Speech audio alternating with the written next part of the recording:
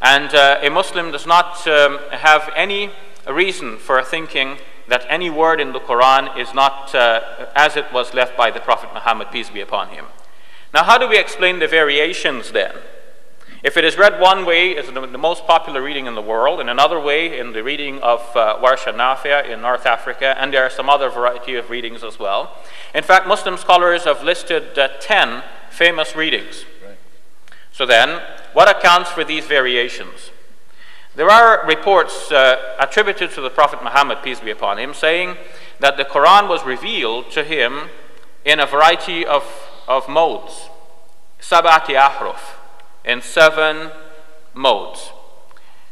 What exactly is meant by modes, the Muslim scholars have not been able to decide.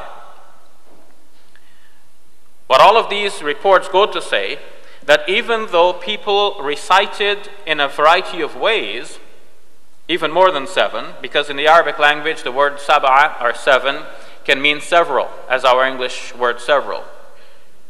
So even though individuals recited in a variety of ways, if those ways can be linked back to the Prophet Muhammad, peace be upon him, as the authority from whom it comes, these varieties of ways are all sanctioned by God.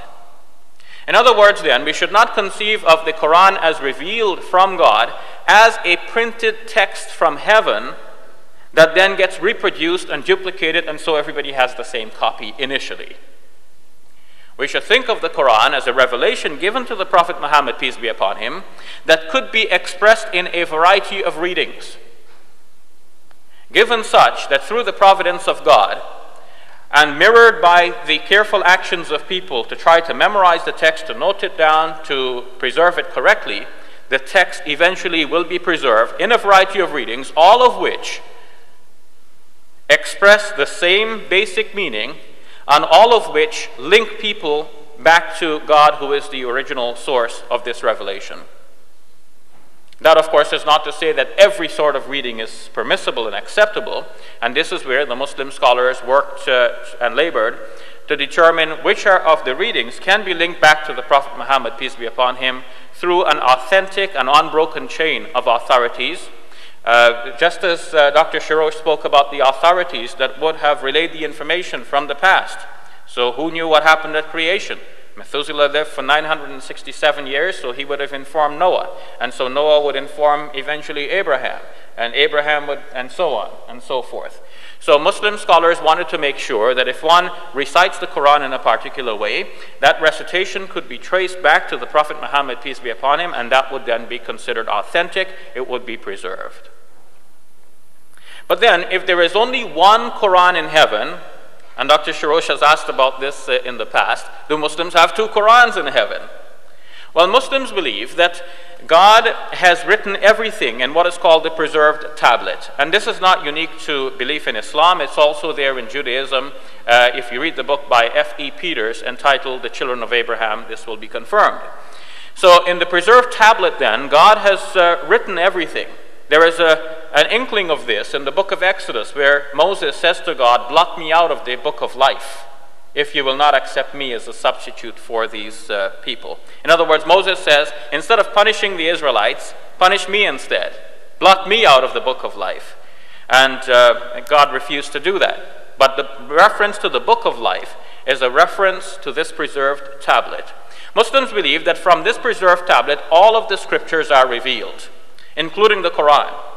But we should not think of the Quran being in the preserved tablet in a finished book the way it comes off our modern press.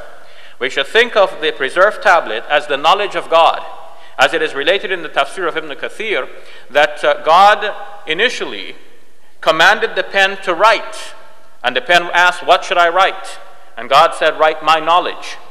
Now the knowledge of God, of the Quran, as it will be revealed to the Prophet Muhammad, peace be upon him, and then recited by the Muslim scholars over time by accurate and continuous chains of transmission, and then preserved in the famous readings, all of that providentially, we should believe, is already written in the preserved tablet.